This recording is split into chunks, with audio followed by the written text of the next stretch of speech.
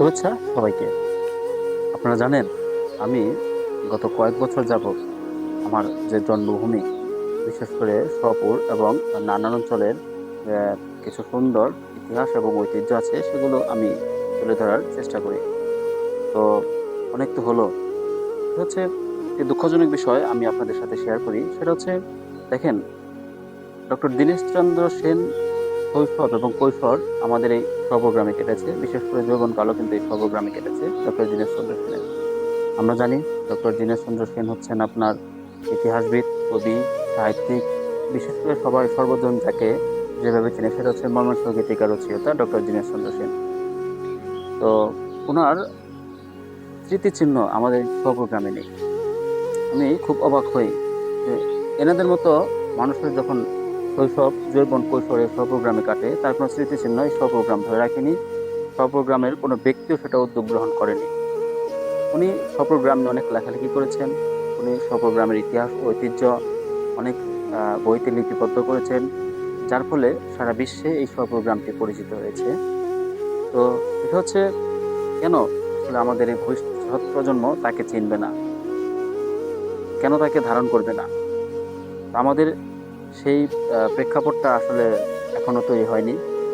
আপনার কামিনী রায়, যদিও কামিনী রায়ের জন্ম বরিশাল গ্রামে, বরিশাল শহর, বরিশাল জেলাতে। তো ওনার স্বামী কেদারনাথের জন্ম হচ্ছে আমাদের এই স্বপ্রোগ্রামে। সেই সুবাদে কামিনী রায়ের কিছু সময় আমাদের স্বপ্রোগ্রামে কেটেছে। তো তার কোনো স্মৃতিচিহ্ন আমরা ধরে রাখিনি। কামিনী রায় তার অনেক কবিতাতে আমাদের এই স্বপুর অঞ্চলের নাম উল্লেখ করেছেন। বিমল রায়, বিমল রায়ের জন্ম আমাদের এই স্বপ্রোগ্রামে। আমরা তো বিমল রায়ের নাম মুছেই ফেলেছি। আসলে কেউ বলতেই পারবে না আসলে বিমল রায়ের জন্ম স্বপ্রোগ্রামে। তো তার কোনো স্মৃতিচিহ্ন আমরা রাখিনি। তো এই বিষয়গুলো আমাকে খুব দুঃখ দেয়, এই বিষয়গুলো আমাকে খুব কষ্ট দেয়।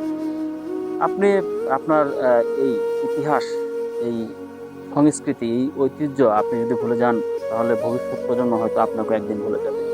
আসলে এভাবে একটি সমাজ, একটি দেশ আসলে পরিচালিত হয় না। পৃথিবীর প্রত্যেকটি দেশেই তাদের ইতিহাস ঐতিহ্য থাকে। তো আমার কথা অত দূরে না, আমি খুব ছোট মানুষ, খুব ছোটভাবে বলি আর কি।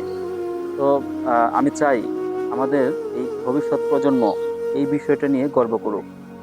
আমাদের এত বড় বড় ব্যক্তিবর্গ আমাদের স্বপুর অঞ্চলে ছিলেন, সেই বিষয়টা নিয়ে গর্ব করুক, জানুক, চর্চা করুক। সেরকম একটি ব্যবস্থা আশা করি আমাদের যে এখানে শিক্ষিত সমাজ আছে, আমাদের যে যুব সমাজ আছে, আমাদের যে শিক্ষক সমাজ আছে, তারা সেই ব্যবস্থা করবে। অর্থাৎ হয়তো তার নামে পাঠাগার, হয়তো একটা কোনো ভবন, হয়তো তার নামে একটি রাস্তা, মানে তাকে মনে রাখার একটা প্রক্রিয়া যেটা বলে আর কি। তো আসলে আমি জানি না আমার এই কথাগুলা আহ আহ, কোথাও পৌঁছাবে কিনা, কোনো কর্তৃপক্ষের নিকট যাবে কিনা, এরকম কোনো সম্ভবত হয়তো যাবে না। কিন্তু আমার এই প্রতিবাদ, আমার এই চর্চা, আমার সেই কাজ ইতিহাস নিয়ে, সেটা চলতেই থাকবে, সেটা চলমান হবে। এবং আমি চাই ভবিষ্যৎ প্রজন্ম এদের জানুক, এদের কাছ থেকে অনুপ্রাণিত হোক, এদের কাছ থেকে আমরা একটি ভালো কিছু পাবো। ধন্যবাদ সবাইকে।